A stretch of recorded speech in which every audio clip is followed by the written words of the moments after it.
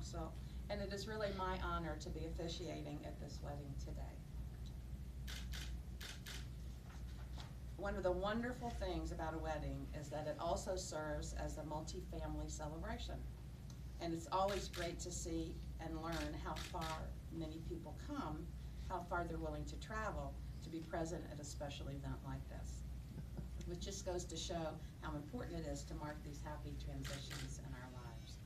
So I understand we have family here from Connecticut. You're Connecticut? And, oh, you came from Connecticut as well. And Puerto Rico? Wow.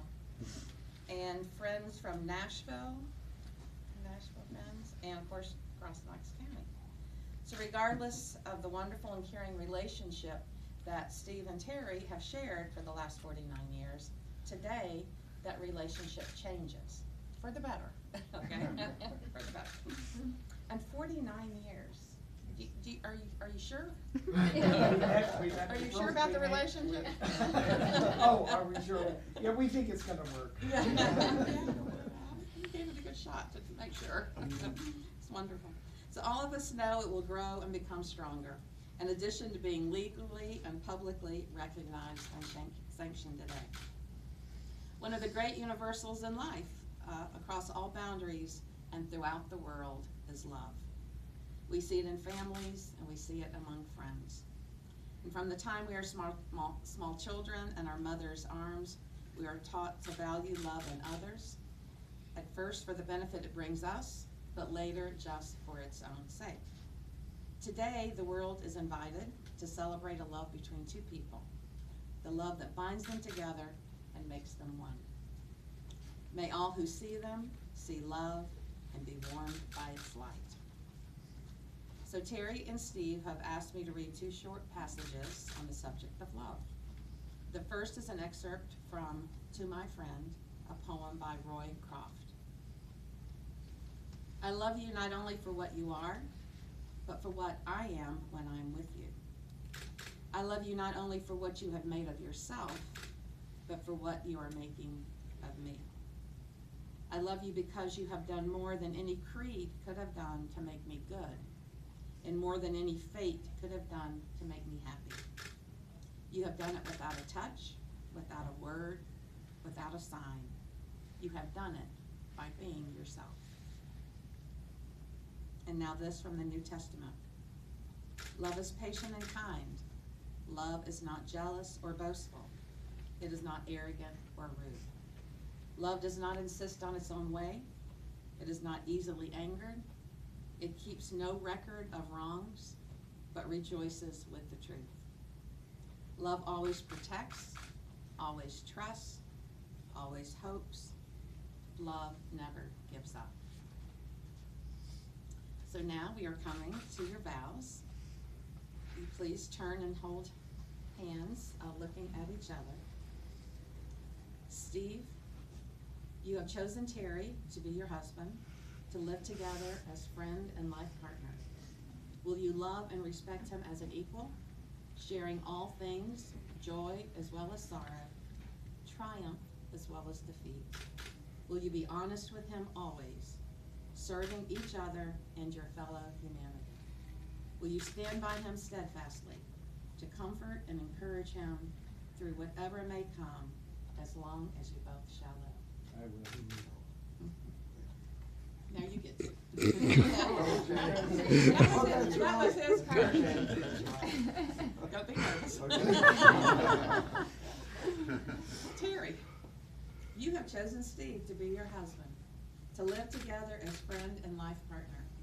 Will you love and respect him as an equal, sharing all things, joy as well as sorrow, triumph as well as defeat? Will you be honest with him always, serving each other and your fellow humanity?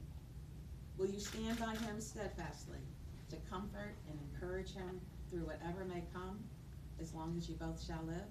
I will.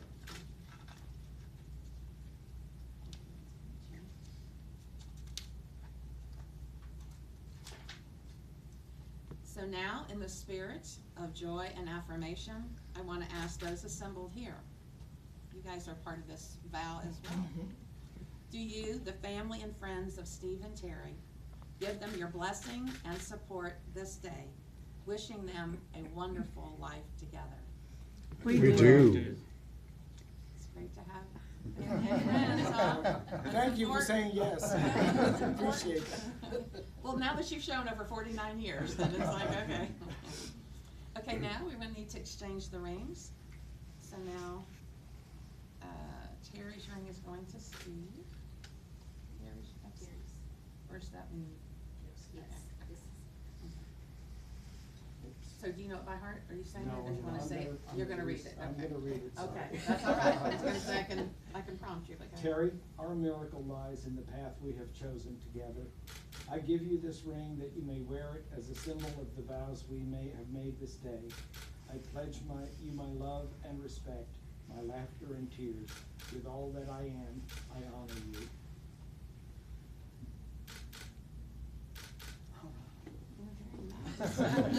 Beautiful. And now, Steve, love has been good to us, enhancing and comforting all our days. I give you this ring that you may wear it as a symbol of the vows we have made this day. I pledge you my love and respect, my laughter and my tears. With all that I am, I honor you.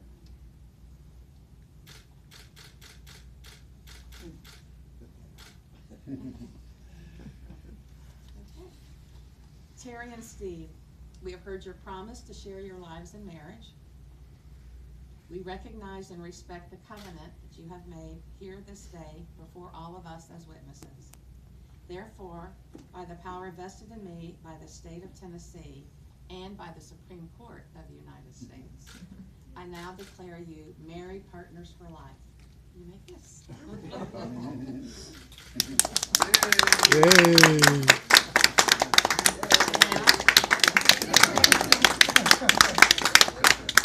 And we will sign, but I want to say it is my personal privilege and great joy to be the first to introduce Steve and Terry as the newly married couple.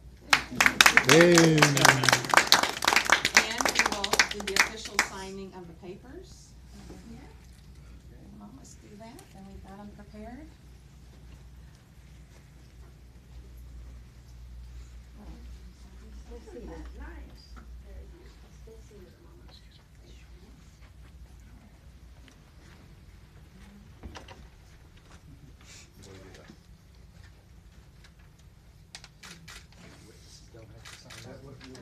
Yes, you do, you do. Who do you want to take this?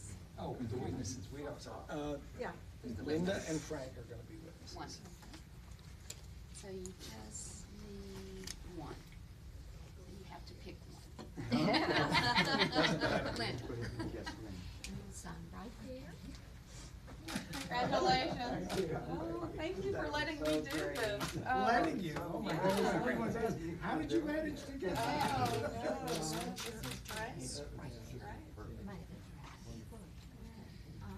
are you planning a honeymoon? We might go to Pigeon Forge. I haven't planned tonight until. Great. So, tell me, how did y'all first meet 49 years ago? Steve saw me on television.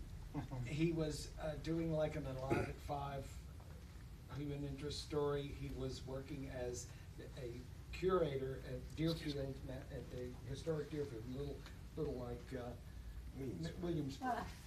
And I thought, there's a handsome man I have to meet. And I told my best friend at That's when I school. looked him on hands. Oh, you're so handsome. Anyway, being the terrible procrastinator I am, I never got there. Never, it was. Almost lost this A opportunity. month later, I go down for a drink at the bar on Sunday night, tacky little place. I see somebody I know from Providence, and this is in Springfield, Mass. I go up to him, he's talking to this attractive man. We get to the point where we say, what do you do, what do you do? And he says, oh, I'm working at a museum. And I said, oh, I saw this really handsome guy at a museum, from a museum, blah, blah, blah. And he, knowing that it's him, says, oh, well, how was his presentation? Tell me about whether he did a good job, blah, blah, blah, blah.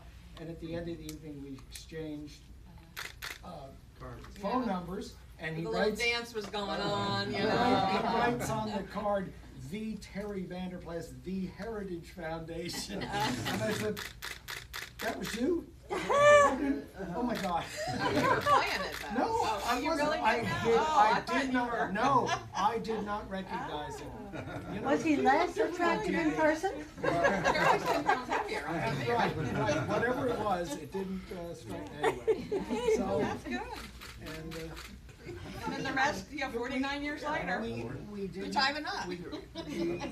We lived apart, I was in school, we couldn't move in together Yeah. until I was in the Navy, we were in Houston, he finished a year of graduate school, he moved in with, so I think 2 years of gestation apart, writing letters, having Yeah. phone calls, Yeah. helped Mhm. make us sure that this was Yeah. the right, Right. right, Yeah. anyway, so. Thank you so much for making it so special by having us. Oh, you made my day special. Absolutely. So how about, friends, how do you all know them? What kind of? Well, Roy Marshall came into our house was invited to our For a house. New Year's party. Do you want And, another chair? Here. No, You fine? Okay.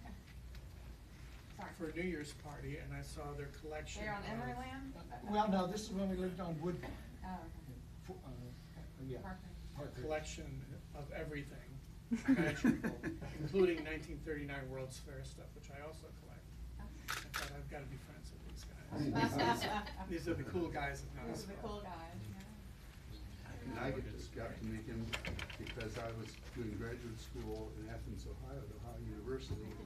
And his brother was a student there and. A teacher. Teacher, okay. And, so I knew him, but not as well as a friend of his. And the friend then gave me their address when they knew I was moving to Knoxville. But it was a year, I couldn't find him. I don't know what it was, but about a year. So that's been around 43 years ago, 44 years ago. And shortly after, and Tom, I think, is the second longest person we've known.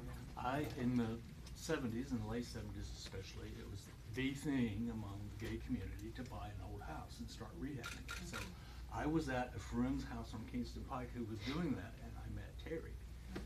And they were living on Henrietta at the time. Was it Christopher Kendrick, was it? No, Was his family? it was not They Christopher. started It was another friend, but anyway, and then through Terry I met Steve, and then they bought a house on Woodbine, and over the years, they've helped me a lot more than I've helped them, but they're really, Terry is especially good at doing almost any kind of home project. So, Oh, really? you know, he's Keep sort that of, in mind. yeah, he's sort of been picked upon by his Yeah, I friends over the bet. years. Well, I met Steve at my mother's wedding. When you were, When we what, were 8? 7 or 8. Seven or Yeah. 8. And my father and her new stepfather were brothers.